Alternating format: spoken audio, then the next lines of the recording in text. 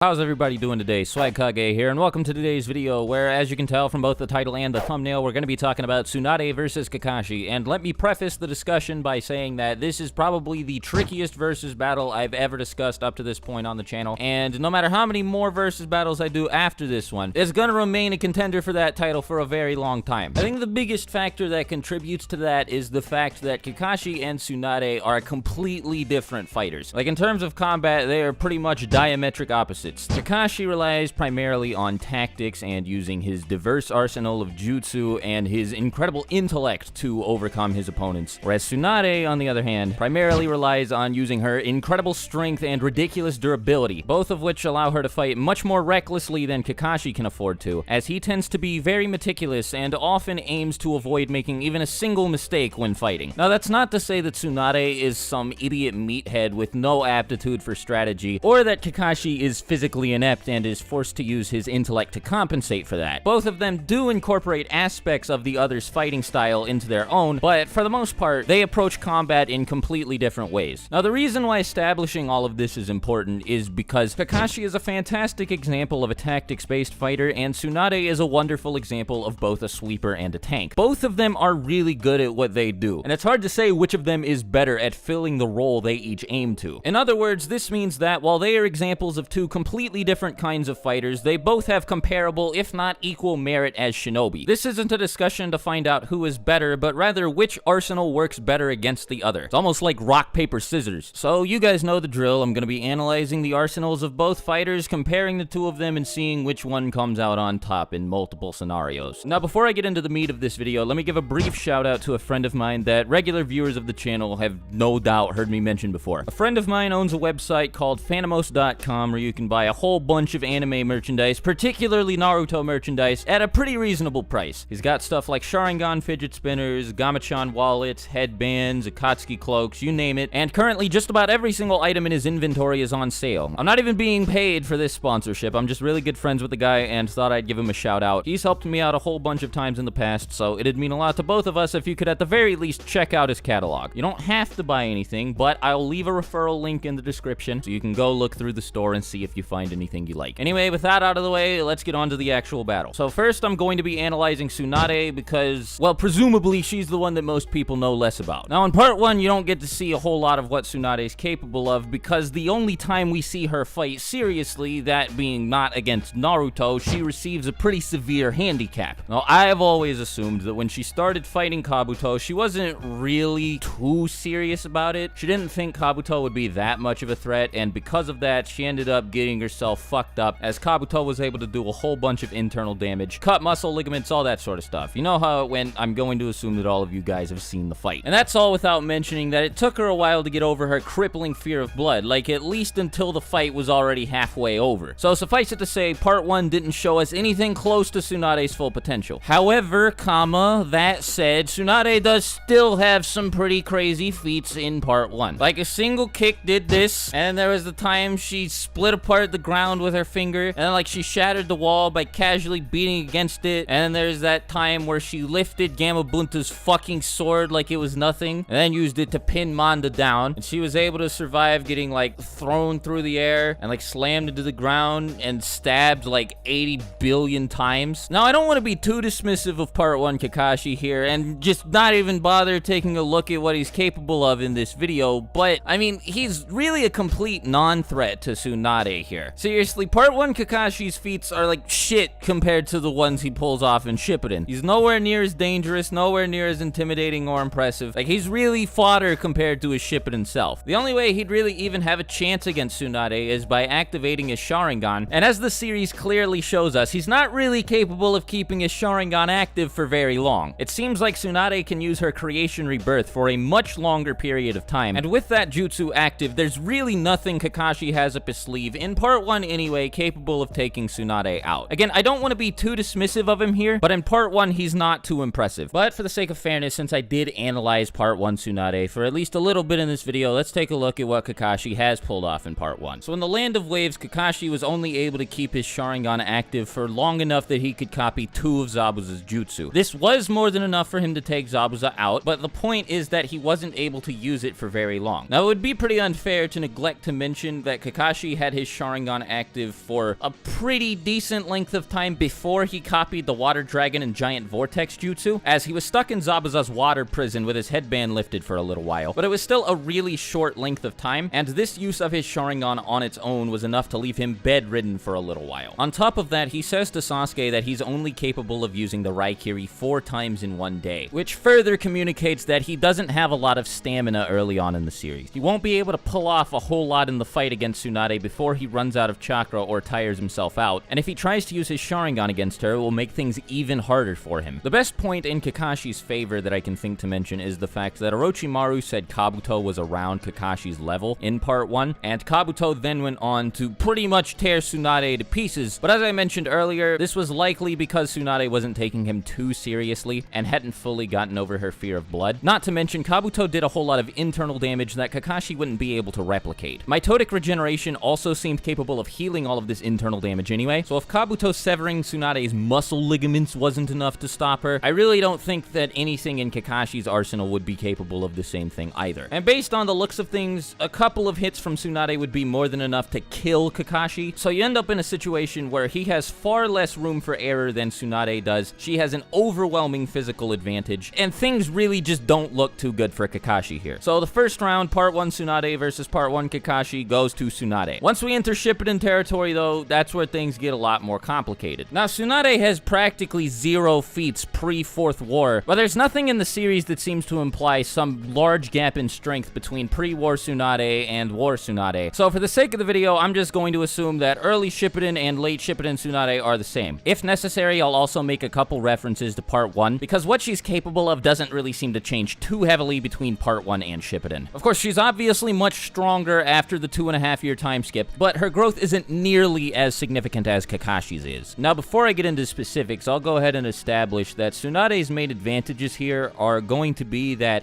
one punch from her is going to be more than enough to kill Kakashi without question, and she's going to be able to take pretty much anything that he throws at her. Now, let's take a look at why. Unfortunately, this is going to be the 3rd battle in a row that has nothing to do with Uchiha that I'm going to have to mention Madara in, and I don't want to do it. I know people are going to be like, dude, you keep fucking bringing up Madara, but like...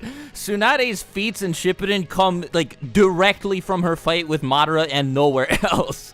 She really doesn't do much else aside from fight along with the other 4 Kage against Madara. But, now one thing worth noting in the battle against Madara is that Tsunade seems to serve much more of a support role than she does at any other point in the series. She serves as the medic, unsurprisingly, for Team 5 Kage, and this is important to note because a lot of her jutsu are meant to be used specifically to help other people. She doesn't have a very diverse arsenal of abilities meant to be used to take people out in one-on-one fights. And I'm not saying that's bad because she doesn't need it. For the most part, she's a medical ninja, but her offensive arsenal consists primarily of kicking and punching the shit out of people and summoning Katsuyu to crush them to death. That's really about it. So while Kakashi has literally over 1,000 jutsu that he can use against her, she really only has one possible approach, and that is charge at Kakashi and hope she can beat him to death. Now this isn't too bad because, like I was saying earlier, 1 or 2 hits from her is going to be enough to put him out of commission. If you read the fight between the 5 Kage and Madara, the stuff that Tsunade does is ridiculous. Like, she kicks his Susanoo so hard it breaks, charges at him while impaled by multiple Susanoo blades, rips one of the Susanoo swords out of her body and uses it to attack Madara, slams what appears to be a full-body Susanoo into the ground with a single punch, punches Madara, who isn't surrounded by his Susanoo, so hard that had he not been capable of regenerating thanks to Edo Tensei, he may have died here. Alright, Tsunade's punches are no fucking joke, dude. Jiraiya also mentions early on in Shippuden that one of 2 times he was left in a near-death state was after he got punched really, really hard by Tsunade, and we can assume that she was punching him really hard because she was angry, but not hard enough to kill the guy, because obviously she fucking loves Jiraiya to death. She broke both of his arms, shattered a bunch of ribs, did a whole bunch of crazy shit, and like Jiraiya himself said, it was one of 2 times in his life where he was left near death. Had Tsunade been trying to kill him, she probably could have succeeded. So if she can one-shot both Madara, theoretically, and Jiraiya, there's no reason why she won't be able to do the same to Kakashi. And considering she was able to keep fighting like nothing was wrong, like this this with 2 Susanoo blades sticking out of her torso. There's just about nothing Kakashi is going to be able to bring to the table that's going to be capable of shutting this lady down. She's a perpetual motion machine, and there's not a whole lot that seems to be capable of stopping her. Now, as for Kakashi, in Shippuden, he is way more impressive than he was in part 1, like I had been saying so much at the beginning of the video. Like, seriously, Shippuden Kakashi is a fucking monster. Particularly War Arc Kakashi, but he does have some pretty good pre-war feats. Let's start the discussion off with pre-war Kakashi versus Shippuden Tsunade. So the best pre-war feat that I have is a bit of a reach, but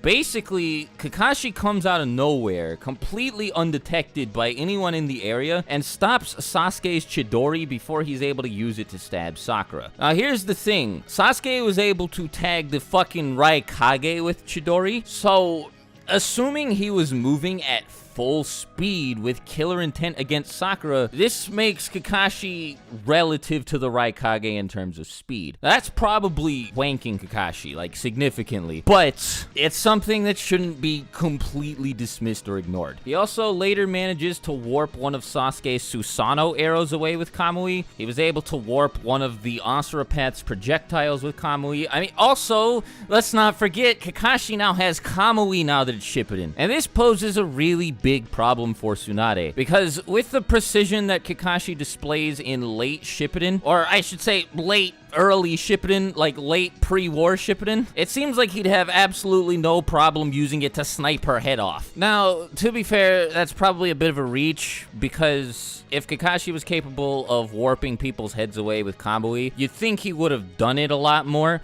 like against Pain, for instance, or against Kakuzu, for instance. Also, speaking of Kakuzu, Kakashi was able to speed blitz Kakuzu before he could even notice, just mentioning that. Anyway, you'd think he would have warped away Kakuzu's head, or Pain's head, or Hidan's head. The point is, a lot of people say Kakashi can instant kill somebody by just warping their head away into Kamui, and, like, yeah, one shot, one kill, right? But I don't know if I agree with that, because, again, if he was capable of doing that, you would have seen him do it a whole lot more. Now, I'm not saying it's impossible for Kakashi to warp individual body parts in the Kamui, because he did it against Deidara when he wasn't even capable of controlling the jutsu very well. He tore Deidara's arms off and stored them in the Kamui dimension, for instance. So in that case, there's no reason to believe that he can't do it to somebody's head as well. The problem isn't that he's not capable of it. I think the problem is more getting his opponent to stand in one place for long enough that he's able to aim his Sharingan at their head and precisely warp it and only it into the dimension in order to kill them. It's a bit tricky, but let's just say that this is an option for Kakashi. It's just one that's going to be really difficult for him to pull off. Now, he does have plenty more than Kamui in his arsenal, but the thing is, because of the fact that Tsunade is nigh immortal, like, she was cut in half by Madara and still alive, and there's really not a whole lot Kakashi's gonna be able to do aside from rip some of her limbs off if he wants to shut her down. Now, granted, if he does manage to bisect her somehow the same way Madara did, she is going to be out of commission, and that'll count as a loss for her, because after that happened, she wasn't really able to move. All she could do was call all of her Katsuyu to her and hope they could sew her body back together. So if Kakashi manages to do something similar to that, then yes, Tsunade's fucked. But I don't really think he has a whole lot in his arsenal capable of doing something like that aside from Kamui, so let's look at how he might be able to get Tsunade in a position where she's vulnerable to being hit by the Kamui snipe your head off move that I was talking about earlier. Now, one thing worth keeping in mind is that Kakashi's stamina is far lower in early Shippuden than it is in the War Arc. Like, he used a couple jutsu against Pain, and then he was like, yeah, I fucking depleted half of my fucking chakra, dude. It's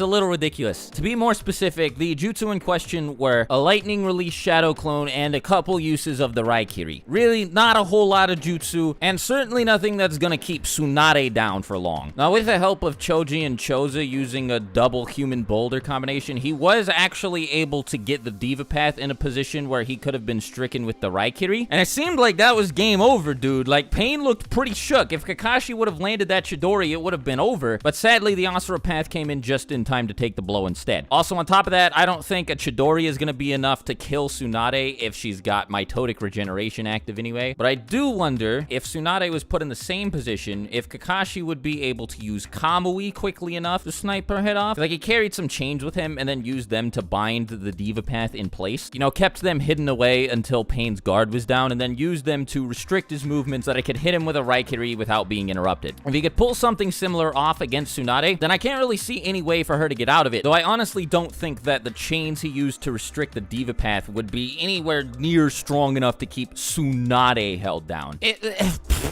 Like I said, man, this is just really tricky. Now, personally, I don't think Kakashi would have the stamina to set up anything too crazy against Tsunade pre-war, and I think that he would go down, like, high difficulty on Tsunade's end. Now, once we enter War Arc territory, it becomes a little bit different, because Kakashi was seen spamming, like, 8 trillion lightning jutsu, and he used Kamui, like, a lot, like, a really extensive number of times. It started to get a little bit ridiculous, as a matter of fact. Now, for those of you who do frequently discuss versus battles amongst yourself, I doubt this is your first time hearing about the difference between Kakashi's stamina in early Shippuden and his stamina in the War Arc. For no real given reason, he just seems to be a completely different person as soon as the war begins, but I don't think many people fully understand the extent to which Kakashi's stamina increased. And it's not just his stamina either, he seems to be way stronger, way more durable, and have a much larger chakra reserve. After fighting the 7 ninja swordsmen of the mist, he then goes on to regroup with B and Naruto, fights 6-tailed beasts at the same time, then goes on to help fight against Madara and Obito, before 1v1ing Obito in Shinobi Kumite close quarters combat, though admittedly, pretty much all signs point to Obito having thrown that fight, before leaving the Kamui dimension and returning to the battlefield to help fight against Jubito and later Jubidara. Then finally, he helps Team 7 fight against Kaguya and save the world. Like, what the fuck? He went from barely being able to last through a fight with 2 of the 6 paths of pain to being able to fight the 7 ninja swordsmen and then the 3 final bosses of the series back to back with borderline no rest. He was also able to use lightning transmission to sever the limbs of the tailed beasts, and if he has access to this pre-war, then by all means he could probably use it to bisect Tsunade, but if not, well, it's definitely a really good asset to him here. He's also able to tank hits from the tailed beasts, meaning that a single punch from Tsunade might not be enough to put him out of commission. That's a big might. There's a possibility that at full power, she hits a lot harder than the tailed beasts do with a casual strike, but you know, it's just worth noting. I don't want to spend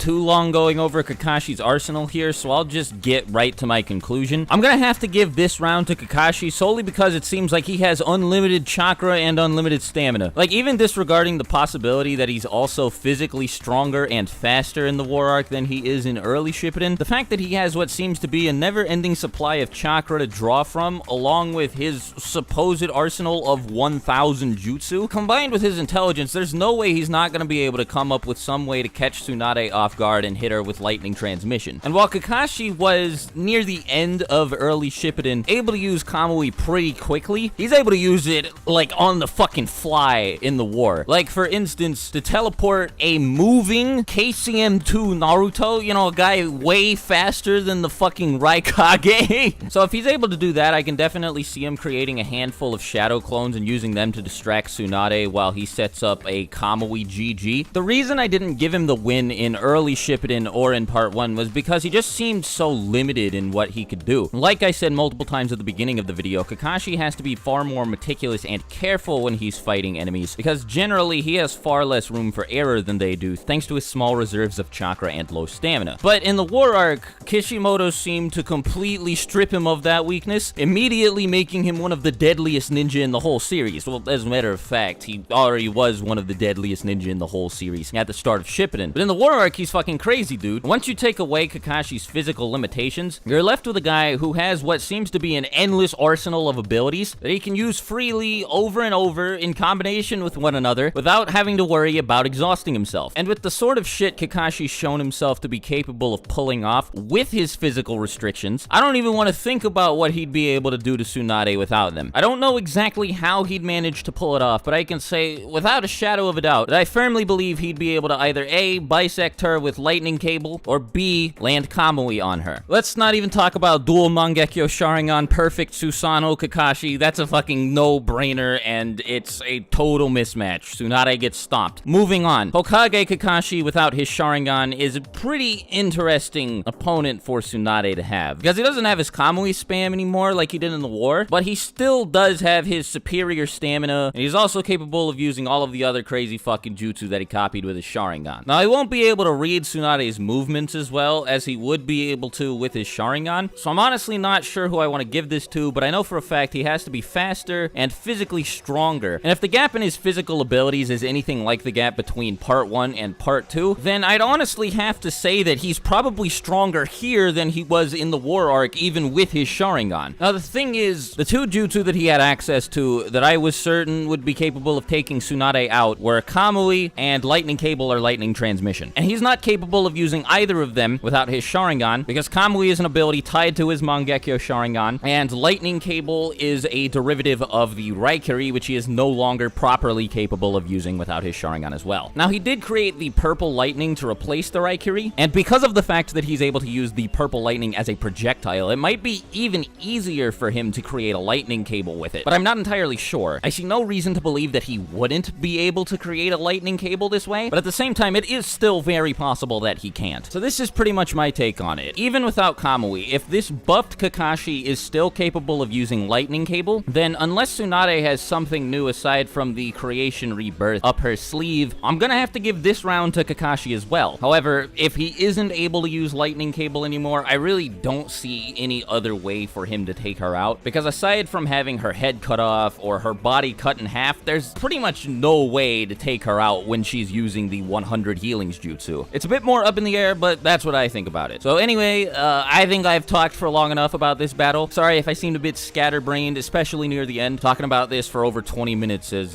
definitely started to drain me mentally. But anyway, as always, leave your thoughts on the battle in the comments below. If you have any ideas for future versus battles you want me to cover, feel free to comment those as well. And of course, as always, I hope you have a fantastic rest of the day. Swagkage out. Bye.